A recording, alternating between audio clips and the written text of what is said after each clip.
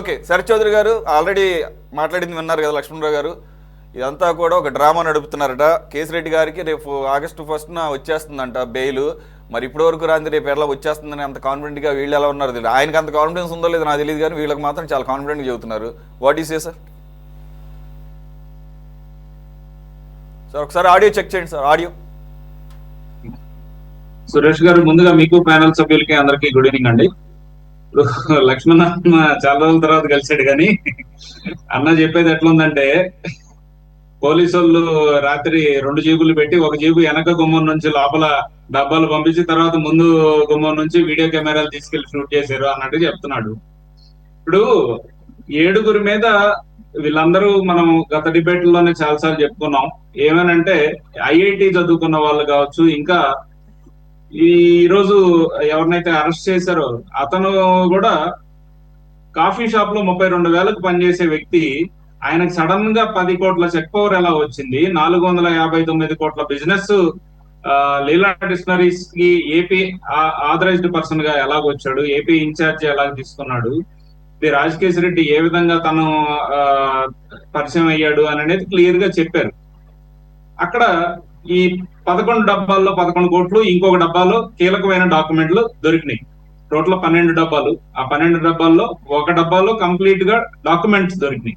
ఇంకొక 11 డబ్బాల్లో 11 కోట్లు డబ్బులు దొరికినాయి. ఇవి ఎవరు కూడా తెలుగుదేశం ప్రభుత్వం లేదా కూటమి ప్రభుత్వం వాళ్ళు లేదా సిట్ వాళ్ళు పోయి డబ్బులు పెట్టుకోవాల్సిన అవసరం లేదు. ఎవరికో బెయిల్ రాకుండా ఉండటం కోసం గవర్నమెంట్ క్యాష్ తీసుకెళ్లి అక్కడ పెట్టి అంత పనికి వాళ్ళ పనికి ఒడిగడుతుందని ఎవరన్నా చెప్పినా కూడా నవ్వుతారు. సో వీళ్ళు ఏం చేశారు అనేది క్లియర్ గా ఎస్టాబ్లిష్ అయ్యింది. చంద్రబాబు నాయుడు గారు బ్రాండ్లకి పర్మిషన్ ఇచ్చారు, లేక ఇంకోటి ఇచ్చారంటే 5 సంవత్సరాలు మీరేం బీకారు? అసలు 5 సంవత్సరాలు జగన్మోహన్ రెడ్డి సీఎం గా ఉన్నప్పుడు, అరే చంద్రబాబు నాయుడు ఇట్లాంటి బ్రాండ్లకు ఇచ్చేసాడు, తీసేసేయండి, ఈ బ్రాండ్లన్నీ మంచి బ్రాండ్లు పెట్టుకుందాం అని చెప్పి మంచి బ్రాండ్స్ పెట్టుకోవచ్చు కదా. లేదు అని అంటే ఇండియా వైడ్ అమ్ముకునే బ్రాండ్స్ ని తీసుకొచ్చి వాటిని అమ్మచ్చు కదా. మీకు మీరుగా ఒక ఆదాన్ డిస్టిలరీ అని చెప్పి, లీలా డిస్టిలరీ అని చెప్పి 2 డిస్టిలరీస్ ని పెట్టేసుకొని, ఏ మాత్రం కనీసం అది పేపర్ డిస్టిలరీ, ఎక్కడా కూడా వాళ్ళకి మ్యానుఫ్యాక్చరింగ్ యూనిట్ లేదు, మ్యానుఫ్యాక్చరింగ్ చేసే కెపాసిటీ లేదు. అక్కడ ఉన్న వాళ్ళందరూ ఏదో గవర్నమెంట్ ఎంప్లాయీస్ అని అంటున్నారన్నా, గవర్నమెంట్ ఎంప్లాయీస్ ఎవ్వరూ లేరు. మిథున్ రెడ్డి గారు సప్లై చేసిన ఏజెంట్లు వాళ్ళంతా. మిథున్ రెడ్డి గారి పేరోల్ మీద రన్ అవుతున్న మనుషులు.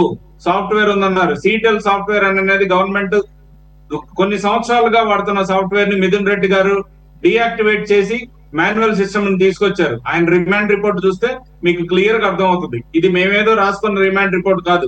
ఒక పార్లమెంటు, అందులో కూడా ఒక పార్టీకి సంబంధించిన ఫ్లోర్ లీడర్ ని అరెస్ట్ చేయాలంటే అదే ఆషామాషిగా ఏది పడితే అది రాసేసి అక్కడ రిమాండ్ కోరితే విధించడానికి ఎవరు రెడీగా లేరు.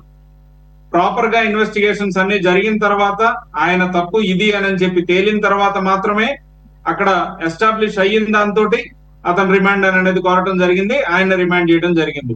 తొందరలో ఖచ్చితంగా ఇది ఎక్కడికి లీడ్ అవుతుంది అనేది ఆల్రెడీ అందరికీ అర్థమైపోయింది. 7గురిలో ఒకరు ఆల్రెడీ నిన్న రాత్రి వచ్చారు. మిగిలిన 7గురికి రెడ్ కార్నర్ నోటీసు కూడా రెడీ చేయడానికి ఆల్రెడీ ఇక్కడ నాన్ బెయిలబుల్ వారెంట్స్ వచ్చినాయి కాబట్టి అక్కడ రెడ్ కార్నర్ నోటీస్ పెట్టేసి less than 2 weeks or 1 month ఖచ్చితంగా వాళ్ళు కూడా ఇక్కడికి వచ్చిన తర్వాత మెయిన్ అంతిమ లబ్ధిదారులు ఎవరైతే ఉన్నారో, మీరు ఇందాక అంటున్నారు 1,00,000 కోట్లు స్కామ్ జరిగింది అని అన్నారు. మళ్ళీ ఎందుకు తగ్గింది 50,000 కోట్లకి 18,000 కోట్లకి? ఈ రోజు కూడా గవర్నమెంట్ ఖజానాకి 18,880 కోట్లు నష్టం చేకూరింది అనే దాని మీద మేము స్టిక్ అయ్యి ఉన్నాం. ఇంకోటి కూడా చెప్తున్నాం, సమిష్టిగా కూటమి ప్రభుత్వం 1,00,000 కోట్లు లిక్కర్ కుంభకోణం జరిగింది అని అనేది ఈ రోజు కూడా మేము ఖచ్చితంగా చెప్పగలం. ఎందుకు అని అంటే ఇక్కడ ఓన్లీ డిస్టిలరీస్ కి గవర్నమెంట్ కి జరిగిందే కాదు, వాస్తవంగా క్లియర్ గా మనం ఐడెంటిఫై చేయాలి అని అంటే మ్యానుఫ్యాక్చర్ వీళ్ళే. ఇదివరకు ఏంటంటే ఎక్సైజ్ ట్యాక్స్ ఇవన్నీ ఉండేవి, అవి ఏమీ లేకుండా ఇక్కడ ఎక్సైజ్ ట్యాక్స్ ని ఎగ్గొట్టేసి మ్యానుఫ్యాక్చర్ వీళ్ళే చేసి డిస్ట్రిబ్యూషన్ వీళ్ళే చేసి ఫైనల్ గా ఎంత అమ్మారు అనే దాని మీద కూడా మనకు ఒక క్లారిటీ రావాల్సిన పరిస్థితి ఉంది. ఇన్వెస్టిగేషన్ లో క్లియర్ గా అన్ని బయటకు వచ్చే పరిస్థితి ఉంది. వాళ్ళు మ్యానుఫ్యాక్చరింగ్ చేసింది ఎంత టైం, ఓవర్ టైం మ్యానుఫ్యాక్చరింగ్ ఎన్ని యూనిట్స్ తయారు చేశారు, ఎన్ని కేసులు ఓవర్ టైం యూనిట్స్ బయటకు వచ్చినాయి, వీళ్ళు నిజంగా అమ్మింది 1,06,000 కోట్లేనా లేదా ఇంకా ఎక్స్ట్రా అమ్మిన దానికి బిల్లులు కానీ ఎక్కడ లెక్క పక్క లేకుండా చేశారా అనేది మనకి ఇంకా తేలాల్సిన విషయం. ఇది ఓన్లీ డిస్టిలరీస్ దగ్గర తీసుకున్న ముడుపులు మాత్రమే 3,570 కోట్లు. మిగిలినది ఈ కుంభకోణం మొత్తం క్లియర్ గా లెక్కేస్తే ఒక్కొక్క బాటిల్ కి మహా అయితే మీకు 15 నుంచి 20 రూపాయల లోపే మ్యానుఫ్యాక్చరింగ్ కాస్ట్. వాళ్ళు స్పిరిట్, ఒక colour agent, ethyl alcohol, methyl alcohol ఇవి క్లబ్ చేసేసుకొని ఒక స్టిక్కర్ అంటించి అమ్మడానికి అంతకంటే ఎక్కువ కాదు. కానీ ఇదివరకు 150 రూపాయలు ఉన్నది కూడా 250, 450 అని చెప్పి సింపుల్ గా జస్ట్ నేమ్ లో ఒక చిన్న గోల్డ్ అనే పదం గాని, ప్రీమియం అనే పదం గాని యాడ్ చేసి ఏ విధంగా దండుకున్నారు ప్రజల్ని, ఆరోగ్యాలతో కూడా ఏ విధంగా చెలగాడం ఆడారు, ఎంతమంది 30,000 మంది చావుకి ఏ విధంగా కారణం అయ్యారు, వాళ్ళ కిడ్నీలు, లివర్లు అన్ని పోయి ఈ రోజు కూడా హాస్పిటల్లో దీనాతి దీన స్థితిలో ఏ విధంగా కుటుంబాలన్నీ చుట్టుమిట్టాడుతున్నాయని అనేది మనం చూస్తున్నాం. ఖచ్చితంగా దీని వెనక ఎవరైతే ఉన్నారో వాళ్ళు తొందరలోనే ఎస్టాబ్లిష్ చేస్తారు సిట్. ఇది కూటమి ప్రభుత్వం ఏదో కావాలని కక్షపూరితంగా ఎస్టాబ్లిష్ చేస్తుంది అయితే కాదు. ఖచ్చితంగా నిజంగా జరిగింది కాబట్టే స్కామ్ బయటపడుతుంది. అందులో కొంతమంది మా జీవితాలు మాకు ముఖ్యము, ఇందులో మాకు తెలియకుండా మేము ఇరుక్కున్నాము అని ఎవరైతే భావిస్తున్నారో వాళ్ళు వచ్చి సిట్కి ప్రాపర్ గా ఇన్ఫర్మేషన్ ఇస్తున్నారు కాబట్టి ఈ రోజు మనకి 11 కోట్లు దొరికినాయి. అదే విధంగా రాబోయే రోజుల్లో కూడా మనకి ఖచ్చితమైన ఇన్ఫర్మేషన్ తోటి అంతిమ లబ్ధిదారుణ్ణి తీసుకెళ్లి బొక్కలో వేయడం అనేది కన్ఫర్మ్.